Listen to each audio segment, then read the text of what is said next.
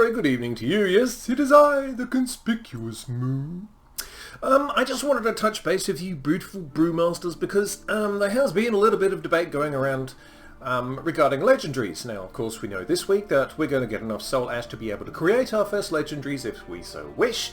And so I thought it's probably a good time just to sit down and talk about the two main legendaries which are ticking around in people's heads right now and give a little bit of perspective on the strengths and weaknesses of those. So, without further ado, let us get cracking. First of all, let's go through some important clarifications here.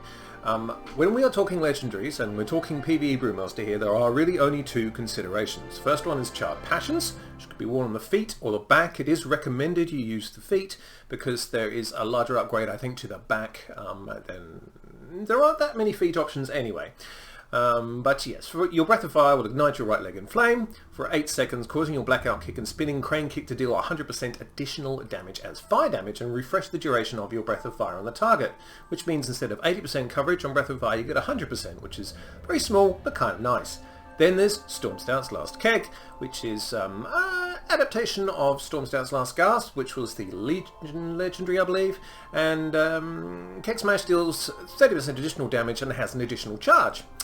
So, those are really the only two you should be considering. Anything else is going to be kind of memey, especially, for these first two, very important legendary slots. We're only going to be able to equip one legendary at the moment.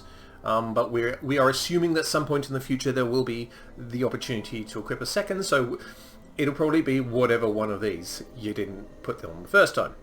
I just want to emphasize that there is no wrong answer here. These are two very, very good legendaries. They have slightly different effects. They'll slightly affect the way that you play. But these are the top two, and there's really no debate in the Brewmaster community about this at all. The issue is, which one you're going to pick first, that's all.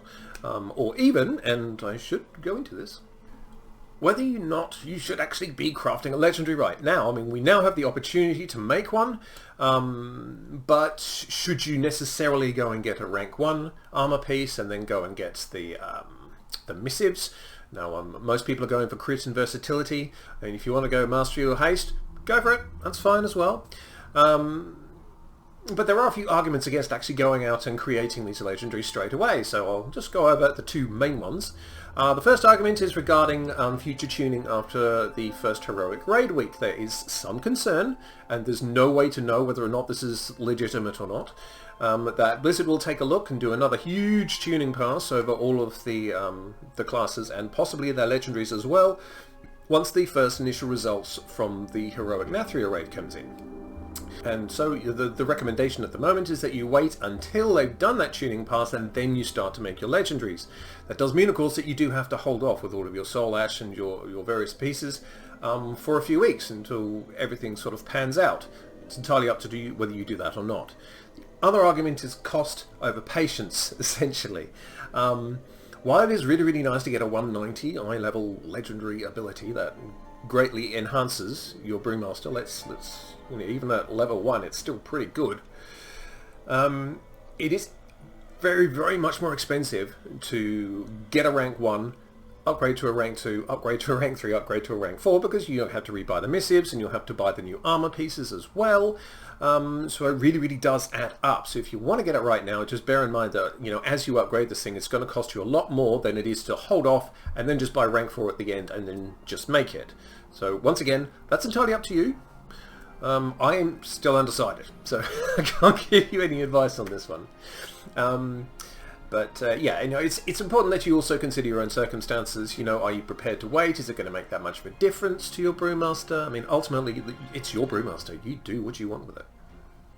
This next bit is basically what it boils down to in terms of choice, okay? So, single target, and, we're talking mainly raids here, and yes, I understand that, not all raids are going to be just like one guy every 5 minutes or so, but for the most part, it will be one guy. You're hitting his toes, you're making him mad.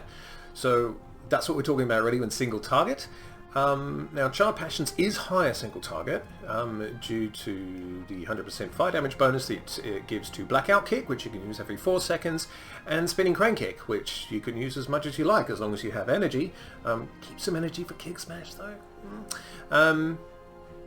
and you'd actually be using Spinning Crane Kick on single target instead of Tiger Palm because it's more damage, and that's what you're after here if you're taking Charred Passions.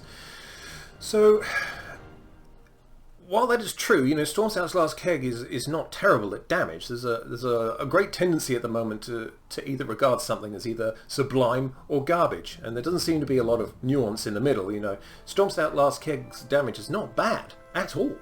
And you will get an additional 4 seconds because you have that additional charge of Keg Smash. You'll have an additional 4 seconds off your brews, but that's all you get because, you know, it won't recharge during the course of the fight. So, you know, if you have it's per encounter, you'll get 4 seconds off. Minor defensive benefit, but you know, it's still very good. AoE, so Raid Trash, Mythic Dungeons, running around pulling 20 mobs going lol lol lol, all of those, area of effect. Now, on up to 6 targets in any encounter, Charred Passions is still going to win because basically you're using Spinning Crane Kick a lot inside that 8-second window that Charred Passions is active after you use Breath of Fire, and I did a video about this some time ago about, you know, the relative different damage. It is considerably more damage than Stormstout's Last Keg when it's up to 6 targets. Over 6 targets, however, Stormstout's Last Keg is probably your much better bet, and it's slightly more recommended for Mythic Plus as a result, because if you're going for big pulls, and it's actually, you're going to be needing the power of Keg Smash and Stormstout's Last Keg for that. It would be much better for you. The reason for this, of course, is that Spinning Crane Kick has a target cap of 6. Which means that, yeah, by all means, you can pull 10, but you'll only ever hit 6 targets in any one spinning rotation, so you really do start to lose out on damage there. Keg Smash, on the other hand, had the way that its damage is calculated changed in the beta. It used to be what was called a square root calculation, where you would start about 5 or 6, and it would just generally, and then just drop off a cliff in terms of damage the more targets you hit. Now they're going for a slightly more linear design. It's very similar to the way that they've done Thunderclap for Warriors as well, and it's much steadier. It's a gentle glide down now, as opposed to, whoops, I forgot my glider today. That does mean that, you know, in larger trash packs that you're going to be doing substantially more damage with Keg Smash, and that means, you know, you've got 30% additional, and you've got 2 charges of Keg Smash as well. It is a great opening, and it is better AoE damage in those situations. So, to wrap this very quickly up, basically, it's a choice between, you know, raw damage, and it's great damage. I'm not taking anything away from Charred Passions. It's the one I want to go with first. Versus, you know, greater defensive potential because, you know, you'll be getting those 2 charges back every time you go into another encounter, and you will be taking a lot more time off your brews, and still very, very good damage. So that's basically your choice. In terms of ease of use, Stormstout's Last Keg is much easier to use, and it is much more forgiving for mistakes. You know, you have to realize that, you know, when you're using Breath of Fire with Charred Passions, you've got that 8-second window. If you screw that up, then all of a sudden your damage differences are going to be quite noticeable. So as long as you're happy with the challenge of fitting as much damage as possible into those 8 seconds, then great. You can go with Charred Passions for additional damage. But Charred Passions has no defensive whatsoever. You know, the Spinning Crane Kick does have a second of shuffle on it, but you don't need to use Spinning Crane Kick to keep your shuffle up. Keg Smash and Blackout Kick cover that for you. So it's easier to use Stormstout's Last Keg, is what I'm trying to say. And one thing that yeah, disappointed me greatly on the weekly reset today was that Charred Passions is not available yet. It drops in Torghast, and unfortunately the wing that drops it is not available this week. We're hoping next week. So you know, if you were looking for a legendary this week, Stormstouts is the only option you have. So yeah, you might just want to bear that in mind, but you won't have long to wait anyway.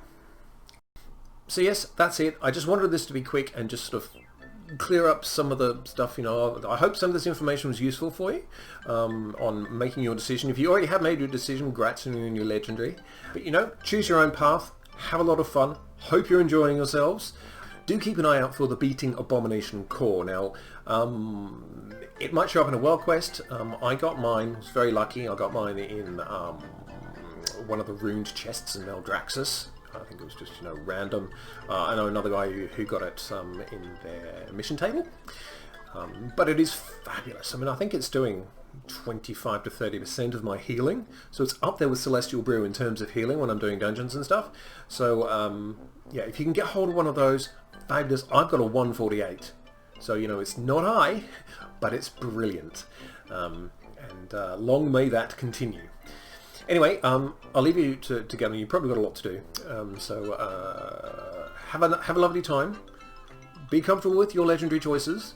If someone goes into absolutes and says, "Oh, it's terrible," or "Oh, it's brilliant," get a second opinion, because, you know, they seem kind of biased. Anyway, for now, I am the Conspicuous Moo, and a very good night to you.